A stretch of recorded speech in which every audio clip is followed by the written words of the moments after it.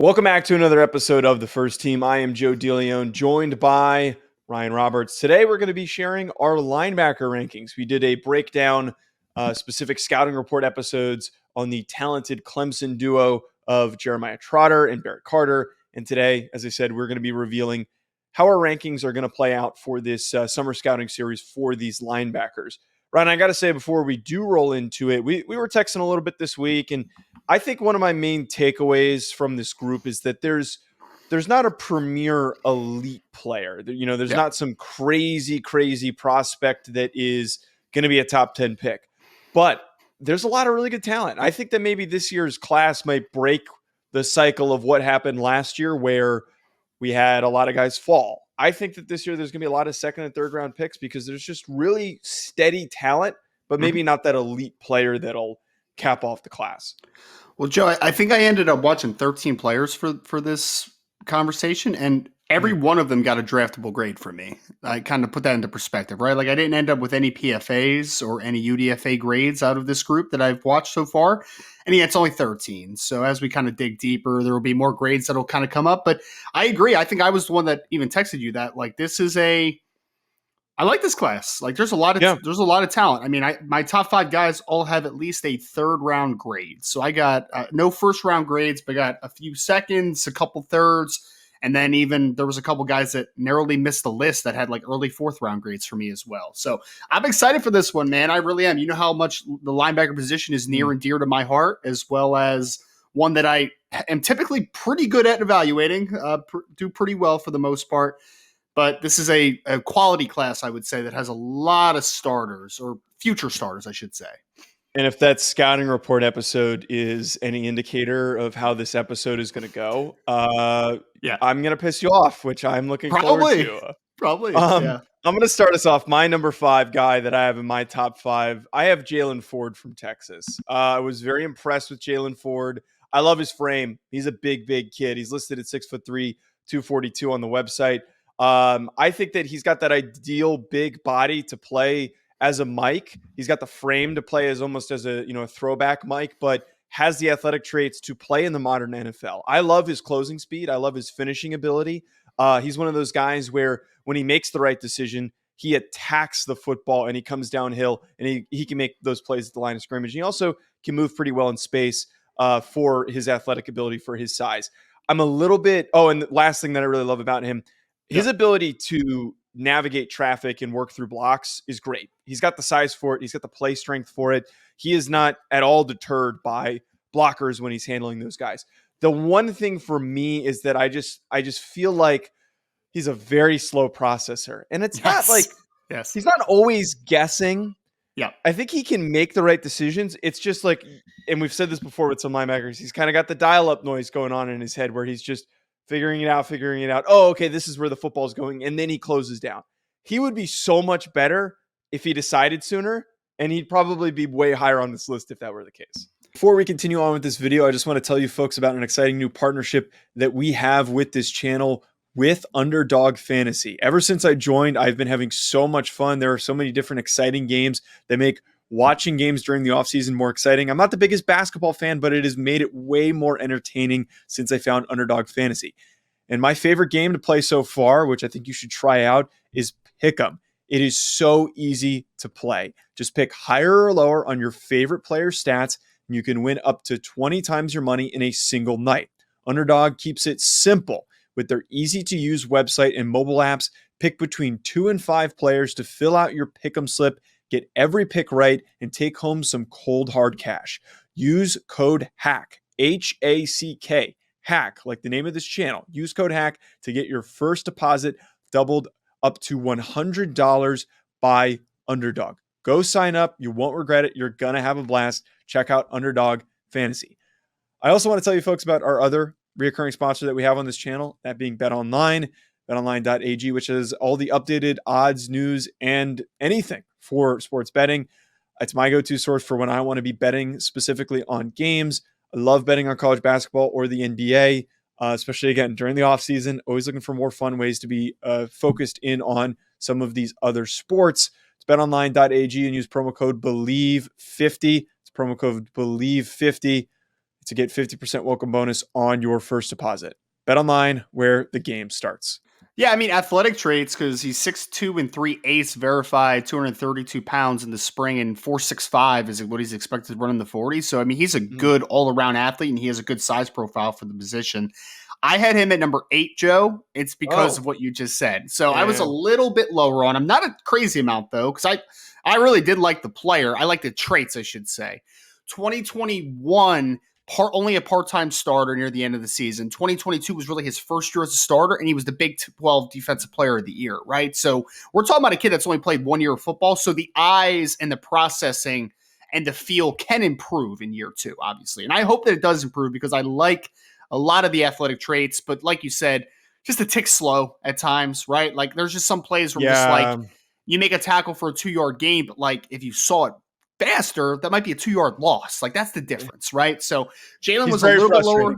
Yeah. Yes, it's very frustrating because, like you said, you see the size, so good, see good length, you see athleticism. Everything's there for him to be a starting linebacker in the NFL. I think there's just a maturation that needs to happen from just a processing IQ perspective. But shall see. Number 5 for me, Joe.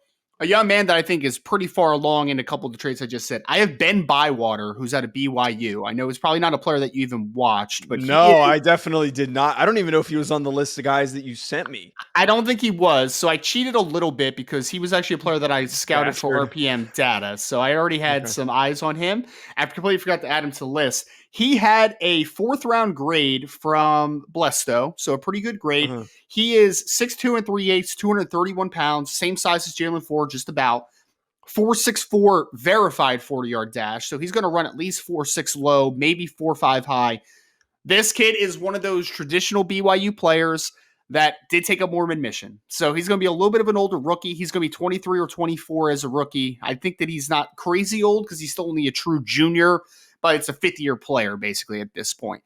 This kid, very smooth, pretty explosive. I wouldn't say he's explosive as what Jalen Ford is, for instance, but I think he has solid explosiveness, but I think he's just a really smooth mover. He understands how to navigate space. They've used him as Mike Will, and they use him out in space a ton as almost a Sam linebacker. So he's kind of been the best of all traits. He's been a 2-time leading tackler back-to-back years for BYU. I think that he's going to end up being a late day 2 football player, late 3rd, potentially early 4th, so early day 3 possible. The only knock on him is really his age. You know, he's going to be a 23 or 24-year-old rookie because he has the length component. He has the size component. He's a really intelligent football player, and he just has that versatility to him to play multiple spots, which I love a ton. So Ben Bywater, BYU, is a really good football player. If you haven't watched him, NFL teams are pretty high on him already. Yeah, you pulled a fast one there. I did not get to him. I watched I watched a good amount of linebackers this cycle. I didn't get to them as many guards as I wanted to, but I got to a lot of linebackers. I did not get to Bywater, so I sadly don't have much to contribute there. So it's the unexpected name that you included on your list. I'm sorry. It's okay. Well, I'm expecting that probably the remaining 4, there's probably going to be somebody else in there that I also didn't get to watch. I'm just probably one. There's probably one. Yeah. My number 4 was Tyron Hopper from Missouri. On the I did not watch Hopper, man. Really? I did not watch Hopper. I beat you. No. I beat you. I got you. There we go. Right. He was on transfer, right? He transferred originally from Florida, I think, to Missouri. I believe it's yes. Let me check that after I give my spiel on him. I'm right. I'm telling you, Joe. Okay. I'm right. You don't have to check it. I know my stuff. Yeah. 6'2", 221. So he's kind of got the safety build going on. I think he should add a little bit more weight. I know you said this with Barrett Carter where you're like, oh, his frame's fine. I don't like linebackers unless they're 230 or more. I just think it's for the position, the wear and tear. You got to have the size. But besides that, though, I think if he adds a little bit more bulk, it's going to help him. I thought he was really good at really, really nice athlete. I thought he had really fluid hips. I thought he opened up really well. I also thought that he was a great finisher as a tackler. And there's going to be kind of a common theme with a lot of the guys that I ranked in the top 5 that he just finishes. He doesn't allow for a lot of missed tackles. He's just very, very downhill, kind of similar to what I talked about with Jalen Ford. Just much better of a reactiveness and decision-making standpoint than Jalen Ford, that I have confidence that he's going to find the football. He's going to make plays. And the thing that I always like with linebackers is when they do read it, they go a million miles an hour and they go make the play at the line of scrimmage. Or if they're coming off the backside, that they don't allow a 4-yard gain to transform into an 8-yard gain because they take a bad angle or they're slow to get to the football. The one thing that I really enjoyed about him is that he is just a bat out of hell when he's blitzing. He actually has some decent pass rush upside as a blitzer. Not going to really hit home, but his Tennessee film, I think, is a really fun game to go back and watch because they said, you know what? They're going to throw the ball a million times and they're going to get the ball out quick. So we're just going to blitz the hell out of you. And we're going to hope that you get some pressures. And every other rep, man, he was getting in the face of Hendon Hooker and making didn't get any sacks, but had some really nice pressures. I just think that he's got to add a little bit more weight so he can do a better job of getting off the blockers, but was impressed with Harper. Was very impressed with Harper. So I looked it up, Joe. He was a transfer from Florida, which he spent a couple years there. You want to hear something absolutely hysterical? So there is a Tyron Hopper and there's a Tyrone Hopper. They're both brothers. There's Tyron and there's Tyrone. And they both play for Missouri now. But is Tyron Harper not related to the... No, they are. They're brothers. Hopper. Yeah. Wait, is it Harper or Hopper? Hopper. Hopper. Hopper. Why did I write? Maybe auto-corrected to Harper. It probably auto-corrected, but there's a Tyrone Hopper. Damn it. Hopper. Okay, yes, man. I have it in my rankings. Tyron Hopper. Stupid Hopper. Google Docs. So there's a Tyron Hopper who started his career, the one that you just talked about from Florida. Awesome.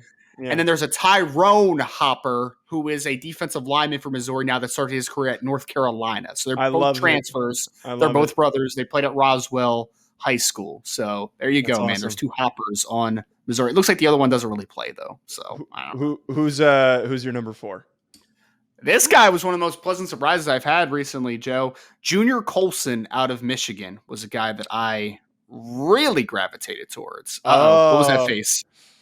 You didn't like him? No, I actually really liked him. Go ahead. Oh, okay. I'm going to upset you with this. Go ahead. Oh, no. I have a third-round grade on Junior Colson right now. Okay. I was very, very happy with some of the stuff I saw on film. He's going to be a true junior this year, 6'2", 235 pounds listed, 101 total tackles, 6 tackles for loss, 2 sacks, also had a pass breakup.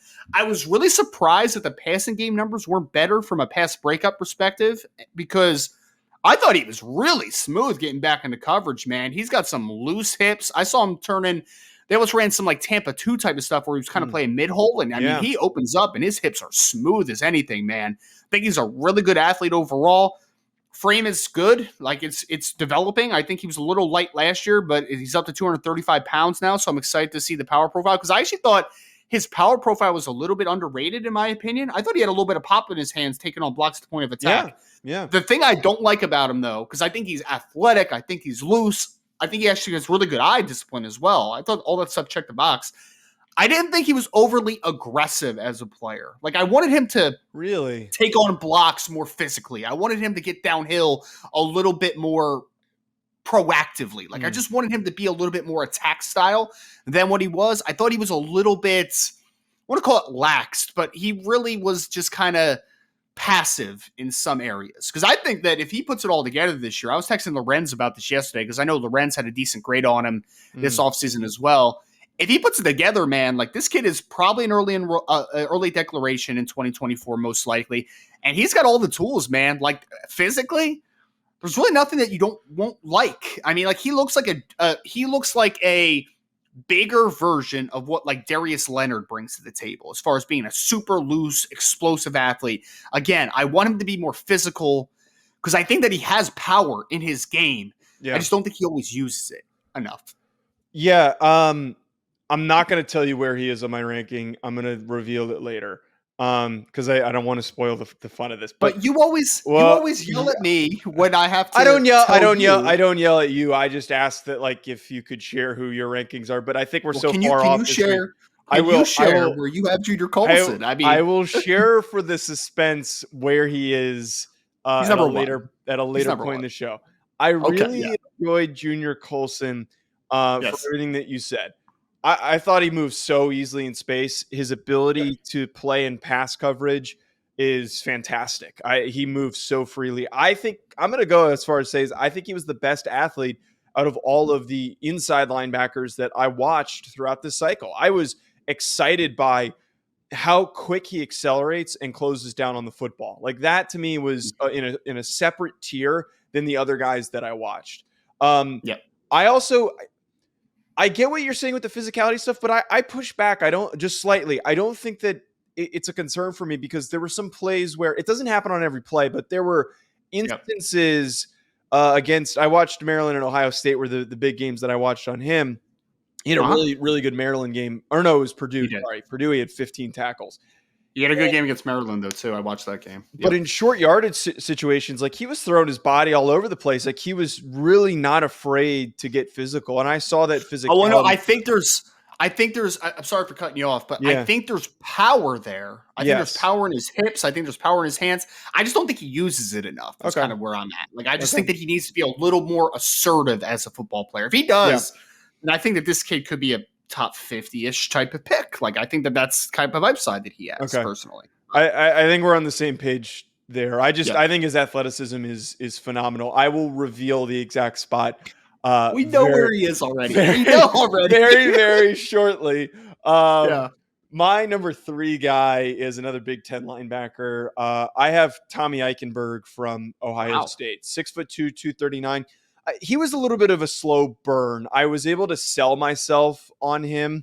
I thought that he was the most reactive of the middle linebackers. I thought that he was just one of those guys that's always near the football. He always finds the football. He's always there at the end of the play. He's just a step ahead decision-making wise. I don't think he was the best athlete amongst all these players. I think he kind of reminds me of Jack Campbell in terms of his athleticism, where it's not, I know Jack Campbell was a lot bigger, but he reminds me of Josie Jewell for what it's worth, which there's nothing wrong with that. Josie's turned into a pretty solid player in the NFL, but it's not like a, Right. So like where I like him is that I think that he can come in or like Jack Sanborn is kind of like what immediately popped in my head, where it's just like a really, really good linebacker that has that decision-making ability that will translate immediately to the NFL. And I wouldn't be sure, or like Blake Martinez, where it's like, wasn't really like a super sexy prospect, but like, oh, he's got 140 tackles this year. How did this happen? And he's never going to be like a massively disruptive playmaker, but he just always knows where to be at all times. He's also really good at navigating traffic, which I liked, but like the range and the movement skills is where I have a little bit of pause and why I'm not going to be really, really high on him, but I liked him. I just thought he was a really well-rounded football player. I really liked, so like the former coach in me, right? The former linebacker in me really liked Tommy Eichenberg. I had him 7th on my list, Joe, of the 13. I like a lot of what you just said. I think Blake Martinez is an absolutely perfect comp. I really think it is. Wow, I got you to say I gave a perfect comp. That's a first. It's a really good comp, man. Because I think similarly to Blake, Tommy Eichenberg brings a really high floor to the table, right? Like I see him sticking in the NFL for a long time, and I see him potentially being a starter in the right situation. My problem with Tommy is that I just think that his athleticism is so below average that there are going to be points where some teams are just like, we need to upgrade that position athletically. Like it's a little bit of a deterrence. I don't think he's ever going to be a plus player in the passing game. No. I think that his instincts in the run game are fantastic. I think he really knows how to navigate traffic. Agree 100% on that.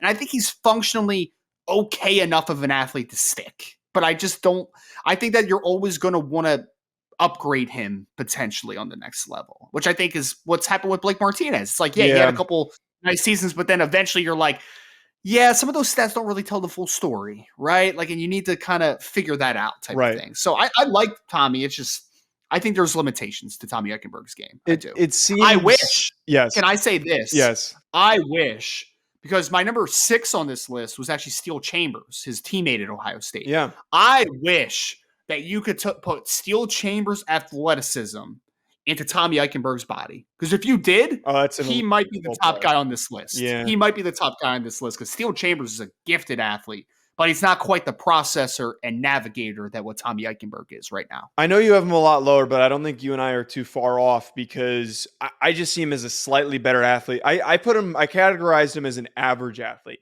I don't see him as below average, Because for me, like Okay. below average is you get your feet stuck in sand and you're not, you're just you can't. It's a deterrent for you to be able to be productive. And I thought that he was pretty productive with those athletic limitations, and his processing just makes up for that in a sense. Who is your number 3? My number 3, this is the big upside guy, Joe. If there's a kid that ends up going in the first round, I think that it is Smael Mondon out of Georgia. I think that this is the kid. 6'3", 220 pounds with incredible length, excuse me. Mondon, I think, is what everyone tried to make Quay Walker coming out of Georgia. Because I already see out of Smael Mondon, I see him process a lot quicker than any time I ever saw Quay Walker. I thought he actually, by the end of the season, I thought early in the season, Jamon Dumas Johnson was easily the best linebacker on Georgia. By the end of the season, Mondon had cut that gap, man. I'm like, oh, okay, he's kind of figuring it out a little bit. This kid's a former 5-star recruit, so he has all the athletic traits, man. That kid is explosive. He's flexible. He's long. Mondon has an opportunity, I think, to be a big riser in the 2024 NFL draft. He's going to be a third-year junior this year, so he's going to be draft eligible, obviously. Does he end up declaring? I'm not 100% sure.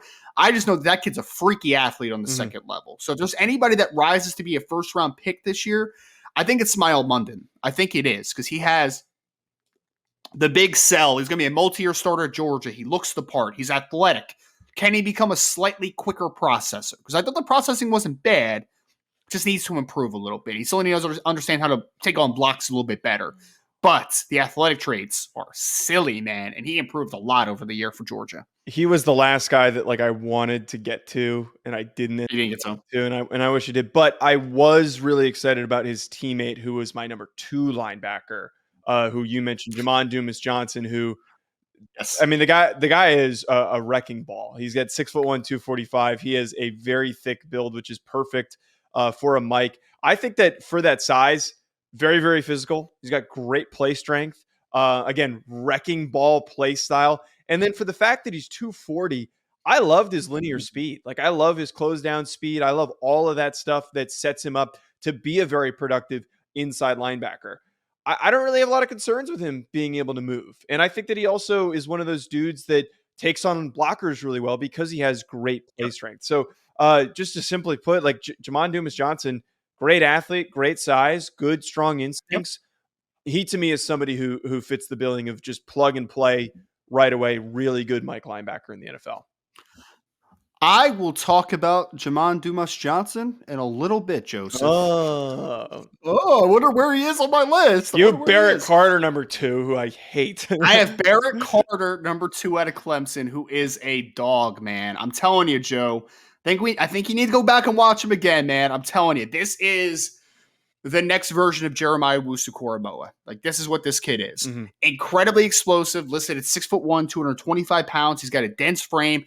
Incredible athlete, man. Explosive, loose. He can really cover ground on the second level. And I also think he has a nice level of physicality. And I think that he has enough physicality to play in the box. He's going to be a kid that's more of a Sam Rover on some downs, but then also have to play Will on the inside. This kid just has a nose for the football, and he's super explosive. I think some people overthought Jeremiah Owusu-Koramoah a little bit coming out of Notre Dame, and I don't want to do that on Barrett Carter. I think that kid is going to be just a lightning bug on the second level, man. Just so much explosiveness, so much playmaking ability. I think that he's going to create a bunch of plays on the next level. I had him at number 7. Look, I'm just going to reiterate what I said when we did the breakdown. I don't see the frame density because he's 220 pounds. He's got poor play strength, and he doesn't take good angles. He's bigger than your boy Tyron Hopper, man. He's big. He weighs more than Tyron Hopper, and he's an inch or two shorter. But the play strength stuff didn't show up on film for me as it did with Carter. So I don't know. I feel like I just was I love the athleticism, but I can't sell myself on linebackers who aren't strong. I just don't have good play strength. You know how every year everyone has at least one draft take where they get roasted for a preseason take. Uh-huh. I think your Barrett Carter one's going to end up being the one that roasts you when it's all said and done. We shall see. I don't care. We shall see. I don't care. I don't care. Jamon Dumas Johnson. Why was he your number 1? I mean, I love the all-around profile, man. 6'2", 240 pounds. I think he's really explosive in short areas. Like, I was very surprised. I did not expect him to be as good a mover as he is, and I thought the linear ability was good. Like, he played in pursuit a few times. I know you highlighted the one play. Was it against Kentucky or Florida? I can't remember It was which the play it Kentucky was. play. He just Yeah, completely blew up Rodriguez. where he tracked working to the sideline, and I'm like, oh, that's some pretty good ability to, change direction and then explode. I think he's really dense. I think he's physical. I actually think he was pretty good against the pass as a spot dropper, man. Like, he's not going to be a guy that plays man to man a ton, but like, he is more than passable as a pass coverage player in a zone heavy scheme. And I just think he's a really physical football player, man. I was a big fan of Jamon Dumas Johnson. I gave him an early second round grade. He was my highest graded player. We have to wrap, but my number one player who I gave a top 50 grade to was Junior Colson. I love Junior Colson, man. Like, I think that I like him too. I think that he could be a late first round pick. Wow. Just the best athlete of the bunch. And I think there's just so much potential and upside for a guy like that, as I talked about earlier. At Joe DeLeone, at Rise and Draft. We'll be back, folks. Enjoy the rest of your week.